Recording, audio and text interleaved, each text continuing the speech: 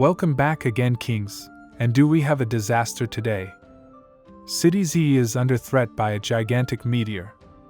The course suddenly changed and it's heading straight for the city, which will wipe out thousands of people in the process.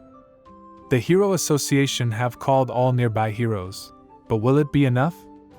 How can they stop the fate destined to obliterate the town? Let's find out. The episode starts with Genos being summoned by the Hero Association. He informs Saitama, who mockingly exclaims that he's likely being fired.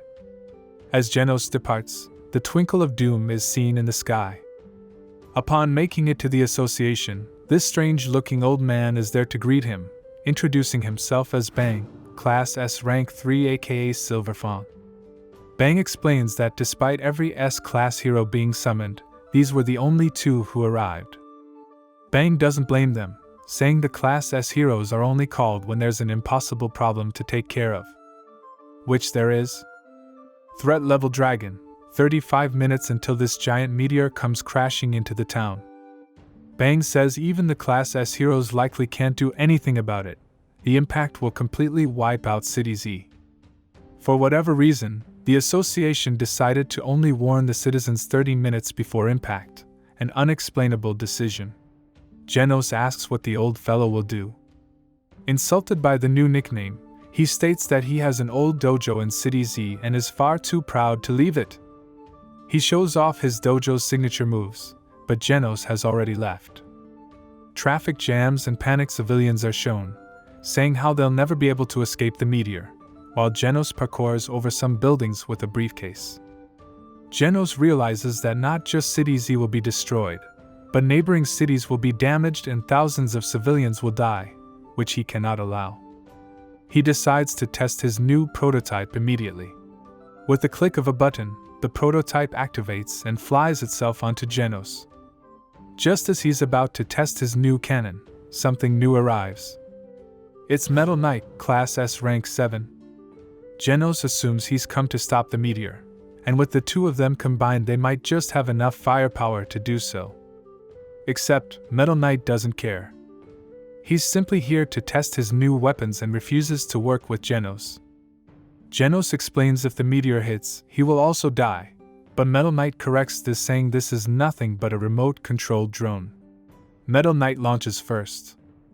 Genos cannot fire with his rockets in the way. Metal Knight creates a nice little firework display, but when the smoke clears it's evident that the damage was completely insignificant. Genos begins to charge, but realizes with only 33 seconds until impact, if he fires now he will be unable to escape the destruction. Stressed, Genos is interrupted by Bang, who tells him to calm down. It's not like he and thousands others are seconds away from death or anything. Genos goes all in. Placing his core into his robotic bicep, he forgets about repercussions and puts everything into this one blast. Genos realizes it's not working, but Bang corrects him and says the meteor is actually being pushed back. Wait, seriously? Genos shouts. Oops, it was just my imagination, Bang says. Genos falls, defeated by the meteor. Suddenly we hear someone else arrive. Old man, take care of Genos, would ya? Bang, likely shocked by a calm shiny head, asks who he is. Just a guy who's a hero for fun, Saitama says before pouncing up to the meteor. He screams, "You're not gonna fall on my town," before completely obliterating the meteor with a single punch. The meteor didn't listen though, as it proceeds to fall on the town regardless. Destruction rains down upon the entire city, and despite it being a much better alternative to the entire city being destroyed, the damage is immeasurable. Saitama lands and with meteor fragments destroying the buildings around him, simply says, "Guess that settles it." Watching the news report, Genos scolds the association for summoning him instead of Saitama. Had Saitama and Metal Knight worked together, the damage would be minimal. Saitama calmly explains that since no one died, it's already a win. Genos monologues to himself, recognizing how awesome Saitama's power is. Saitama is simply concerned about his ranking, which Genos explains he's moved up from 17 to 16, and Saitama has flown from rank 342 all the way to rank 5, an unbelievable advancement. Genos strokes Saitama's ego a bit, and says what he achieved was nothing short of rank S and his promotion is justified. Saitama is unsure what these threat levels mean. Tiger? Dragon? Genos explains them and says that heroes usually take the threat level into consideration before deciding what to help, but says Saitama likely doesn't care about such things. Saitama agrees and says if the heroes run away, who's left to help? Genos enthusiastically records his powerful words. Saitama goes for a walk, telling Genos to remain here so he can't steal any credit. Saitama evaluates the severe damage to the town, including to his favorite supermarket. Look who it is. Tank Top Tiger is back, and immediately calls Saitama a cheater for some reason. Saitama doesn't even remember who he is. Tank Top Tiger heroically calls for help from his big brother, who leaps like a gazelle to his aid. Tank Top Black Hole has arrived. They finally make their frustrations heard. Saitama has taken credit of Class S heroes to jump the rankings illegally, since no one can climb the ranks that quickly.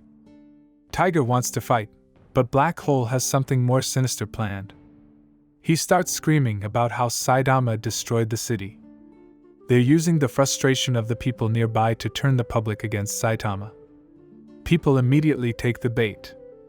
Look at all the destruction, it's completely Saitama's fault, and the other heroes would have handled it better. That's right. The crowd starts shouting. Black Hole starts chanting, "Give it up," and the crowd begin to echo him.